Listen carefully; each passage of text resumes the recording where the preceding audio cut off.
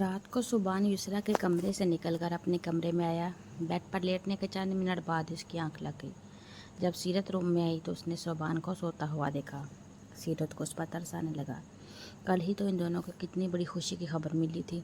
सुबान और वो कितने खुश थे, मगर आज यूं रनम की हालत देखकर सुबान के साथ साथ सीरत का भी दिल उदास होने लगा। सीरत ने आगे बढ़कर एसी ऑन किया और कमरे की लाइट ऑफ की। सुबान का मोबाइल साइलेंट किया और ख़ुद भी उसके बराबर में लेट गई। अभी थोड़ी देर पहले ही सुबान को मालूम हुआ था कि कशान बेल पर लॉकअप से छूट गया है। यह खबर उसने नाश्ते के टेबल पर युसरा को तब बताई जब उसने सुबान से इसरार किया कि वो कशान को छोड़ दे। उसके ख्याल में घर के मामलात को घर की हद तक रखना मुनासिब था। इस तरह से इश्तिहार लगाना सिर्फ जगह हसाई का सबब बनता। इस वक्त चारों टेबल पर बैठे हुए नाश्ता कर रहे थे। रनम को सुबान खुद नाश्ते के टेबल पर लेकर आया। क्योंकि उसका नाश्ते का मूड नहीं हो रहा था, वो उसे अपने पास बिठाकर नाश्ता करवा रहा था और बार बार सीरत को भी सही से नाश्ता करने का कह रहा था, क्योंकि खाने पीने में वो शुरू से ही नखरे दिखाती थी। इस वक्त भी सुबान के तीसरी बार टोकने पर वो मुँह बनाकर दूध से भरे गिलास के छोटे छोटे सिप ले रही थी, जबकि सुबान की खाली प्लेट में युसरा कुछ ना कुछ डाल रही थी और उसे भी नाश्ता करने का कह रही थी। सुबान को घर में सबका ख्याल रखते देखकर युसरा को सुबान का ख्याल रखना पड़ता। वो उसकी सेहत की फ़िक्र करने लगती। वैसे भी अब घर में एक वही मरता इन लोगों के सर पर। इस वजह से युसरा की और भी ज़्यादा सुबान की तरफ से फ़िक्रमंद रहती। सुबान युसरा को अपने लिए हल्कान और परेशान देखकर जल्द घर आने की कोशिश करता। शोरूम का भी उसने काफ़ी दिनों से चक्कर नहीं लगाया था। सीरत, 4 बजे रेडी रहना, डॉक्टर से अपॉइंटमेंट लिया है। तुम्हारा और रनम नाश्ते से फारिग होने के बाद यशर को यहाँ पर बुला लेना और अब अपनी स्टडीज़ दोबारा से कंटिन्यू करो। घर में बेकार बैठे रहने से यही बेहतर है। सुबान इस वक्त यूनिफॉर्म में मौजूद था। नाश्ता करने के बाद वो पुलिस स्टेशन जाने का इरादा रखता था, मगर इससे पहले वो सीरत और रनम से मुखातिब हुआ। उसकी बात सुनकर सीरत ने ताबेदारी से सर हिलाया, जबकि रनम सोचने लग गई अब वह चाहकर भी स्टडीज़ कंप्लीट नहीं कर सकती थी। उसने शादी के बाद कशान से अपने स्टडीज़ का जिक्र किया था, मगर उसने साफ लफ्ज़ों में कह दिया था कि वो जब तक पढ़ सकती है जब तक कंसीव नहीं कर लेती, क्योंकि बच्चे के आने के बाद उसे पूरा टाइम बच्चे को ही देना होगा। इसका बच्चा दूसरों के हाथों पले या उसके लिए गवर्नेंस का इंतज़ाम किया जाए, ये बात कशान को पसंद नहीं थी। इसलिए रनम ने कुछ कंसीव करने से पहले ही यूनिवर्सिटी जाना छोड़ दिया था और रनम की यूँ स्टडीज़ छोड़ने पर थोड़ा सा सुबान ने एतराज़ भी किया था, जबकि दूसरी तरफ कशान ने कोई ख़ास रद्द-ए-अमल का इजहार नहीं किया था। अभी वो लोग नाश्ता से फारिग ही हुए थे कि कशान हॉल में आता हुआ दिखाई दिया। तुम्हारी हिम्मत कैसे हुई यहाँ पर आने की? सुबान की जैसे ही घर में दाखिल होते कशान पर नज़र पड़ी, वो पिछड़े हुए शेर की तरह इस पर झपटा। उसके पास पहुंचकर एक ज़ोरदार मुक्का कशान की गाल पर जड़ दिया, मगर दूसरी बार मुक्का मारने पर कशान ने ज़ोर से उसका हाथ पकड़ा। दोबारा ऐसी गलती मत करना सोबी, वरना अब की बार मेरा भी हाथ उठ जाएगा। कशान उसका हाथ झड़कते हुए गुस्से में बोला। युसरा, रनम, सीरत तीनों शौक की कैफियत में खड़ी दोनों भाइयों को लड़ता हुआ देख रही थी। अभी और इसी वक्त इस घर से निकल जाओ तुम, सुबान ने शहादत की उंगली से बाहर की तरफ इशारा करते हुए कहा। मैं यहाँ अपनी बीवी को लेने आया हूँ। रनम, चलो मेरे साथ। कशान सुबान को बोलता हुआ अब रनम से मुखातिब हुआ। वो सांस रोके खड़ी थी। उसकी तरफ गलती से भी आँख उठाकर मत देखना काशी, वो अब तुम्हारे साथ कहीं नहीं जाएगी। सुबान ने उसे सख्ती से वार्न किया। बीवी है ये मेरी, देखता हूँ कैसे नहीं जाएगी। कशान सुबान को घूरता हुआ बोला और रनम की तरफ बढ़ा। वहीं सुबान ने उसका हाथ पकड़ा। कशान ने हाथ की मुट्ठी का मुक्का बनाया। इससे पहले वो सुबान के मुंह पर मारता, युसरा बोल उठी। रुको कशान, ख़बरदार जो तुमने इस पर हाथ उठाया। यूँ बात बात पर हाथ उठाना कोई फ़ख्र का काम नहीं। सुबान, तुम भी हाथ छोड़ो उसका। कशान, यहाँ आकर बैठो, बात करनी है मुझे तुमसे। युसरा के कहने पर सुबान ने कशान का हाथ छोड़ा। कशान माथे पर शिकने लाए सुबान को गुस्से में देखा। उसे सुबान पर और भी गुस्सा था। एक तो कल वो उसकी वजह से 5 घंटे लॉकअप में बंद रहा और अब उसे साफ लग रहा था वो रनम को उसके साथ जाने नहीं देगा। میں یہاں بیٹھنے نہیں آیا ہوں آنٹی، رنم کو لینے آیا ہوں۔ آپ بولیے جو آپ کو بولنا ہے، میں آپ کی بات سن رہا ہوں۔ کشان کے لہجے میں بھلے ہی سنجیدگی تھی مگر احترام بھی شامل تھا۔ کچھ بھی تھا، وہ یسریٰ کا لحاظ کرتا تھا اور عزت بھی، مگر یسریٰ کو مخاطب کرنے کے بعد اس نے رنم پر سخت نگاہ ضرور ڈالی۔ آخر کیسے وہ اپنے سارے کپڑے ساتھ لا کر اس کو اور اس کے گھر کو چھوڑ سکتی تھی؟ کشان کو رنم پر بہت غصہ تھا مگر فی الحال وہ اسے اس وقت اپنے ساتھ لے جانے کے ارادے سے آیا۔ ایسی باتیں کھڑے ہو کر نہیں کی جاتی۔ صوفے پر بیٹھو، اور سبحان تم بھی یہاں بیٹھو۔ یسریٰ نے ان دونوں کو صوفے کی طرف اشارہ کیا اور خود بھی صوفے پر بیٹھ گئی۔ کشان صوفے پر بیٹھا، کڑے تیوروں کے ساتھ سبحان بھی سر جھٹک کر یسریٰ کی بات ماننے پر مجبور تھا۔ تبھی آ کر وہ بھی صوفے پر بیٹھا۔ یسریٰ نے رنم کو اشارے سے بلایا۔ سیرت اور رنم دونوں آ کر بیٹھ گئے۔ غلام بخش اور شاہدہ، تم دونوں اپنے کوارٹر میں جاؤ، جب کوئی کام ہوگا تو بلا لیا جائے گا۔ یسریٰ نے گھر کے نوکروں کو مخاطب کرتے ہوئے کہا، کیا مقصد ہے تمہارا اس طرح بنا اجازت کے اپنا سامان لے کر یہاں پر آنے کا؟ کشان رنم کو گھور دعا پوچھنے لگا، جبکہ رنم کے ساتھ ساتھ سیرت کو بھی اس ڈٹائی پر حیرت ہوئی اور سبحان کو غصہ آیا۔ جب بھی وہ بول اٹھا، تمہیں اس کا سب سامان لے کر یہاں پر آنے کا مقصد سمجھ میں نہیں آ رہا؟ اس سے مت پوچھو، میں سمجھا دیتا ہوں۔ تمہیں اس بات کا مطلب نہیں رہنا چاہتی ہے وہ تمہارے ساتھ؟ سبحان اس کو دیکھ کر تیز لہجے میں بولا، سبحان ایک منٹ بیٹا، مجھے اس سے بات کرنے دو۔ اور کشان، تم رنم سے کوئی بھی بات بعد میں پوچھنا، پہلے تو میری بات کا جواب دو۔ چند منٹ کی خاموشی کے بعد یسریٰ دوبارہ بولی، کشان تم نے رنم کے ساتھ ایسا کیوں کیا؟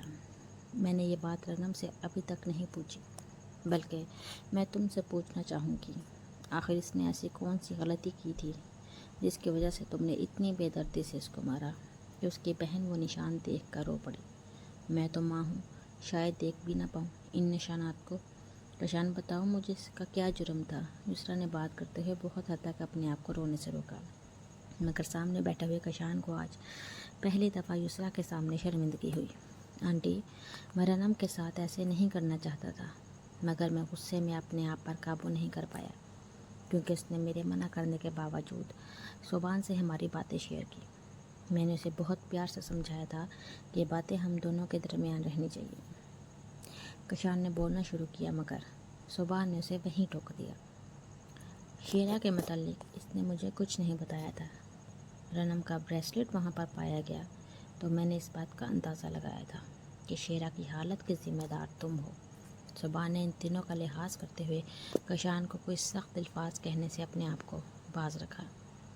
رنم نے کل رات ہی سبحان کو پرسوں والے دن سبحان کے جانے کے بعد کی بات بتائی کہ کس وجہ سے کشان نے اسے بیلٹ سے مارا۔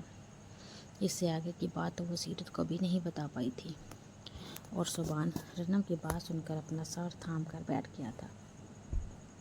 اس وقت سبحان کے منہ سے انکشاف سن کر کہ رنم نے شیرا کے متعلق اسے کچھ نہیں بتایا، کشان ہکا بکا رہ گیا، یعنی اس نے رنم کی غلطی نہ ہونے کے باوجود اسے کتنی بری طرح اس بات کی سزا دی۔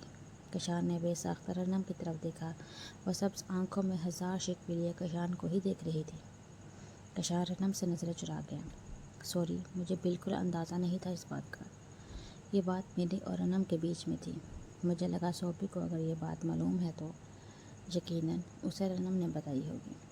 کشان اپنی نظریں نیچے جھکائے اپنی غلطی کا اعتراف کرنے لگا، اور تم نے اس کے بدلے میری بیٹی کو جانوروں کی طرح پیٹنا شروع کر دیا۔ کشان، تمہارا دل نہیں دکھا؟ اس پر ہاتھ اٹھاتے ہوئے، میں نے رنم سے تمہاری شادی یہ سمجھ کر کی تھی کہ تم رنم کو پسند کرتے ہو تو اس کی قدر بھی کرو گے، اسے اپنے نام کے ساتھ ساتھ عزت بھی دو گے۔ آج مجھے سمجھ میں آ رہا ہے لوگ کیوں بیٹیوں کے پیدا ہونے سے خوف کھاتے ہیں۔ انہیں بیٹی کے پیدا ہونے کا ڈر نہیں ہوتا، بلکہ ان کے برے نصیب سے خوف آتا ہے۔ یسریٰ اپنے آپ کو رونے سے روک نہیں پائی۔ یسریٰ کے ساتھ ساتھ سیرت اور رنم کی آنکھیں بھی اشکبار تھیں۔ سبحان اپنے آپ کو ضبط کیے بیٹھے تھا، جبکہ کشان کا سر مزید جھک گیا۔ کشان، جب پرسوں تم نے رنم کو مارا ہوگا، اس نے تمہیں اپنی بے گناہی کے بارے میں بتایا تو ہوگا نا؟ تمہیں اس پر ذرا یقین نہیں آیا؟ وہ بیوی ہے تمہاری، تمہیں اپنی بیوی پر اعتبار نہیں؟ میرے خیال میں اگر کوئی بھی شخص تمہیں آ کر یہ کہہ دے کہ فلاں انسان کے ساتھ تمہاری بیوی کو میں نے دیکھا ہے، تم تو رنم سے کچھ بھی پوچھے بغیر اسے مار ڈالو گے۔ یسریٰ کے بولنے پر کشان تڑپ اٹھا۔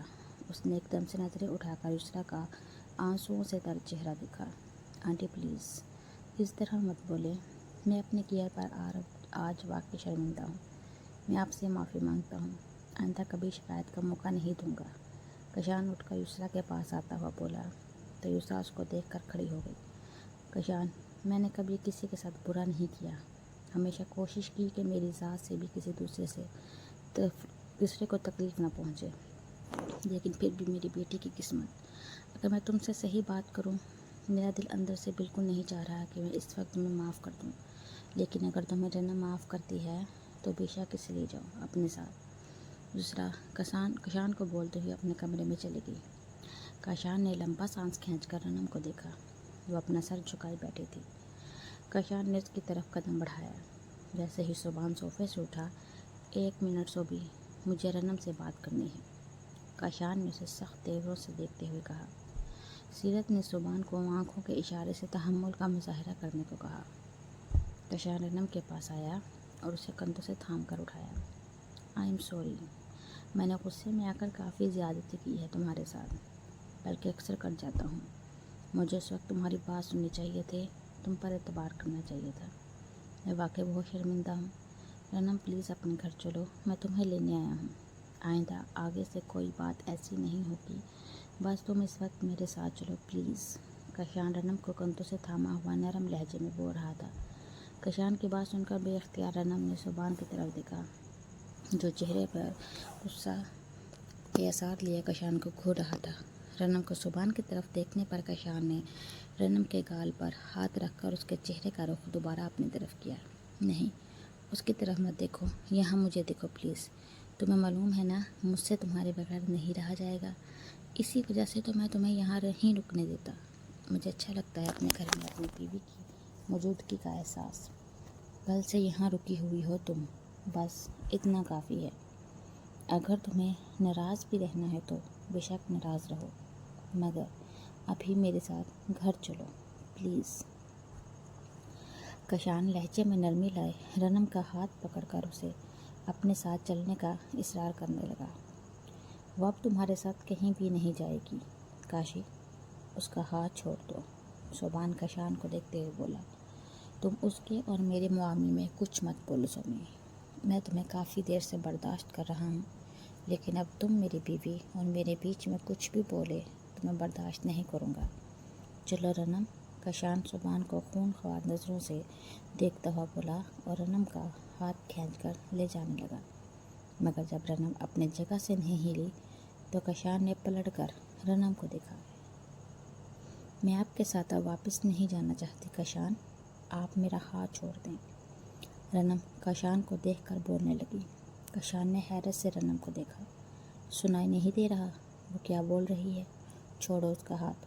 سبحان کشان کے قریب آ کر کشان کے ہاتھ سے رنم کا ہاتھ چھڑاتا ہوا بولا، تم میرے ساتھ ایسا نہیں کر سکتے، تم جان بوجھ کر اسے میرے ساتھ نہیں بھیج رہے، تمہیں اس کے لیے میرے فیلنگز کا اندازہ ہے، پھر بھی تم ایسا کر رہے ہو میرے ساتھ۔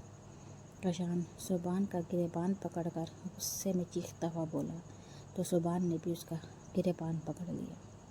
بھیا پلیز چھوڑ دیجیے۔ کشان نہیں پلیز۔ رنم ان دونوں کے غصے کو دیکھ کر گھبرا گئی۔ وہ سبحان کا بازو تھامے مسلسل روتے ہوئے اسے پیچھے ہٹاتے ہوئے بولنے لگی۔ دوسری طرف سیرت بھی اٹھ کر ان دونوں کے قریب آئی۔ کاشی چھوڑ دو سوبی کو، رنم نہیں جانا چاہتی تمہارے ساتھ، تمہیں سمجھ نہیں آ رہا؟ سیرت نے کشان کے ہاتھ پکڑ کر سبحان کے گریبان سے ہٹانے چاہے۔ شور شرابے کی آواز سن کر یسریٰ بھی اپنے کمرے سے باہر نکل گئی اور ہال میں موجود منظر دیکھ کر وہ بھی ان چاروں کی طرف بڑھی۔ ہاں، جان بوجھ کر رہا ہوں، میں تم جیسے حیوان کے حوالے اب اپنی بہن نہیں کروں گا، سبحان چیختا ہوا بولا۔ اس کی بات سن کر کشان کو مزید غصہ آیا۔ اس نے اپنے ہاتھ سیرت کے ہاتھوں سے چھڑانے کے چکر میں بے دھیانی میں اسے پیچھے دھکا دیا۔ اب وہ سبحان پر ہاتھ اٹھانے کا ارادہ رکھتا تھا، مگر اس سے پہلے سیرت کی زوردار چیخ نے نہ صرف اسے پیچھے پلٹنے پر مجبور کیا، بلکہ سبحان اور رنم کے ساتھ یسریٰ بھی سیرت کی طرف بڑھی۔